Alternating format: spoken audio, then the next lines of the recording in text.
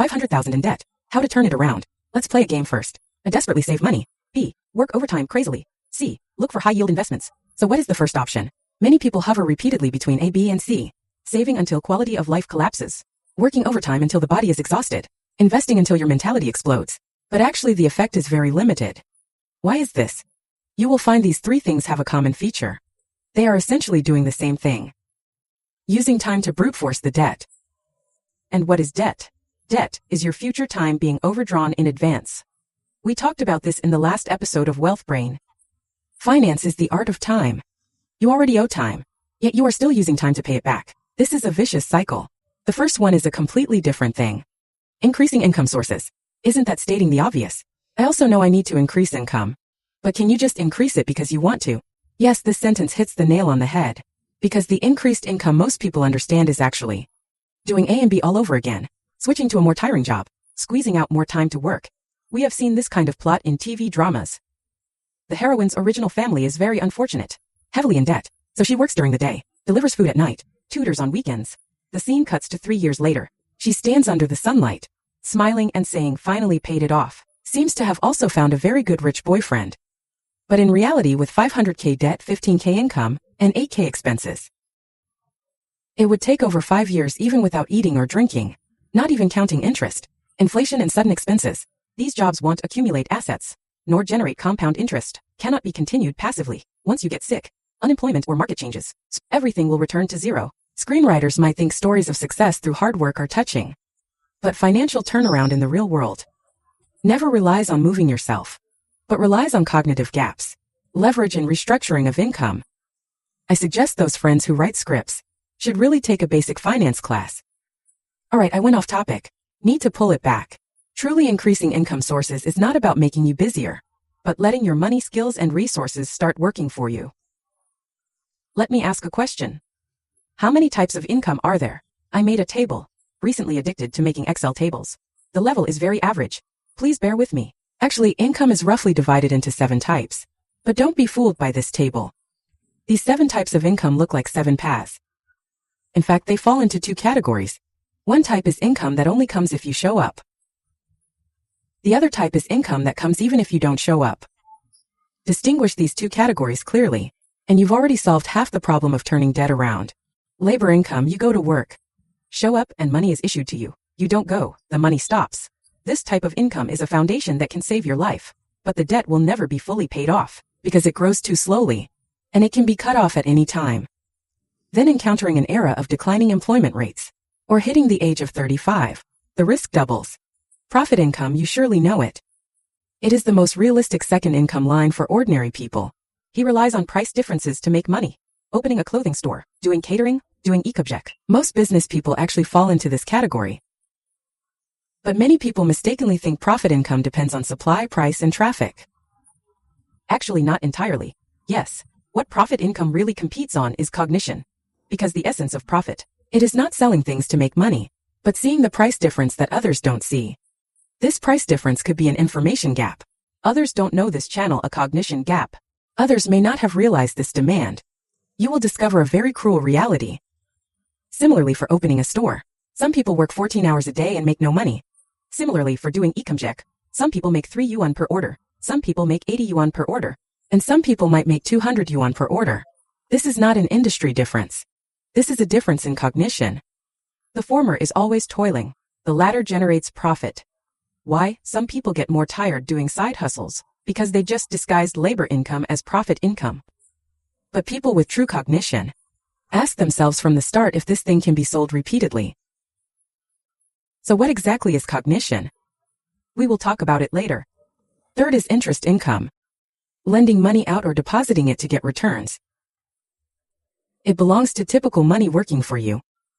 But the question is, where does the principal come from? Many people at this moment would want to say a sentence, buy assets, don't buy liabilities.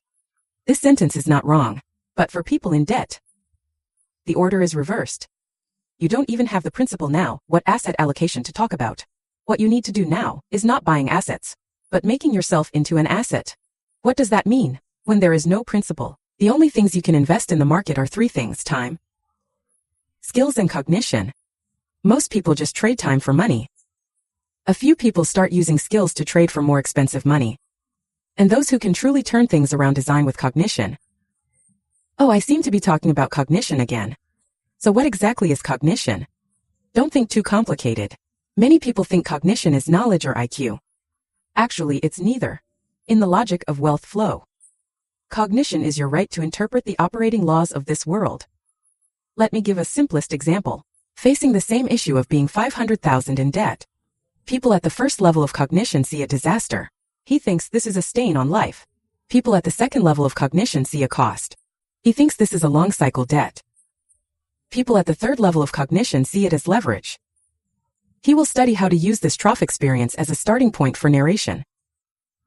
By reviewing his mistakes, packaging lessons into knowledge or products or experience, becoming invisible capital. You see, this is cognition. Cognition is different.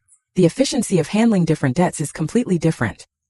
The truly powerful part of cognition is not that you think deeper than others, but that you can see something that most people cannot see. Ordinary people see how I can do more work, sell more goods, save a little more. But people with cognition see where the money flows from and where it flows to. Give an example and you will know why food delivery workers earn less money, but those running food delivery platforms make money. Why opening a milk tea shop is very tiring, but not earning much. Yet milk tea franchise training can scale up very large. Because the latter sees the flow of money. Money flows from consumers to merchants. From merchants to service providers. From service providers then to platforms. From platforms to the rule makers. The essence of cognition is whether you can see where you stand in this chain of money flow.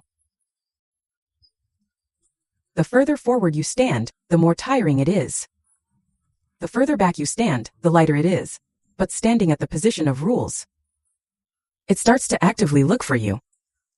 Because profit is essentially about standing inside the chain of money flow, in a position more advantageous than others.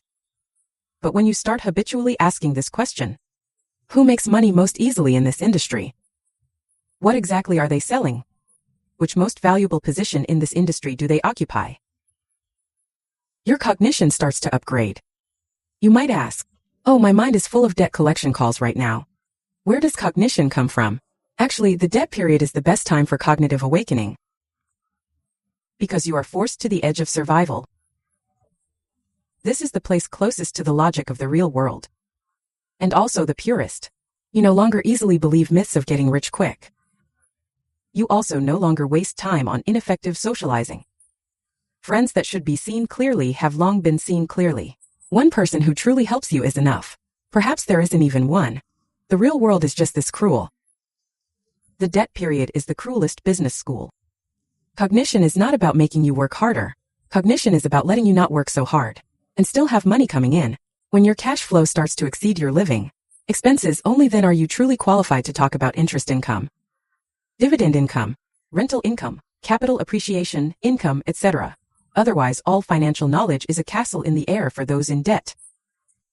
The seventh type of income is royalty income. I want to highlight this category separately, because in the past, this income was very far away from ordinary people. Who did it belong to? It belonged to writers, singers, inventors, patent holders, publishers. It sounds like it has nothing to do with me. But in the age of social media, a huge change has occurred. Today, an ordinary person with a phone can also create replicable, licensable, sustainably monetizable digital assets. Recently, there is a popular new term called skill monetization in the cognition of ordinary people. I only know how to cook. Raising kids and making pets are useless, right? Actually, there are hundreds of millions of people worrying about what to eat tonight, how to stop the baby from crying, or how to lay out a PPT. Every practice skill is a standardized component. This is the true meaning of skill monetization. It's not about monetizing high-end skills, but about monetizing the experience of solving specific problems. You know how to cook. This is not valuable. But you know how to eat for 50 yuan a week, healthily and without waste. This is valuable. You know how to raise kids. This is not valuable. But you know how to make a 2-year-old quiet down in 5 minutes. This becomes valuable. Knowing how to make PPTs is not valuable. But you know which layout structure can double the approval rate of reports. This is valuable. Note, this change, the skill itself is not valuable. The specific solution behind the skill is what's valuable. And the internet has given ordinary people an unprecedented opportunity. Many people always feel that what I have is too ordinary. No one will pay for this, but the opposite is true. On the internet, the more specific and ordinary, the more grounded the problem, the easier it is to monetize. You see, after going around in a big circle, we finally return to the very first question. How to turn things around with a 500,000 debt. The answer is never about working harder, more tiredly, or deeper, but using cognition to turn yourself into an income pipeline. Once this line starts running, even if it's just an extra 3,000 or 5,000 a month, the pressure of debt will instantly change. The fairest thing about this era is that wealth no longer flows only to those with capital, but also starts flowing to those with experience, expression, and ordinary people with compound interest thinking. All right, I'm done speaking. I wish you no longer lose sleep over debt collection calls, but instead wake up to the message of your first passive income arrival. The turnaround starts today. Pure, powerful, and full of light. Goodbye.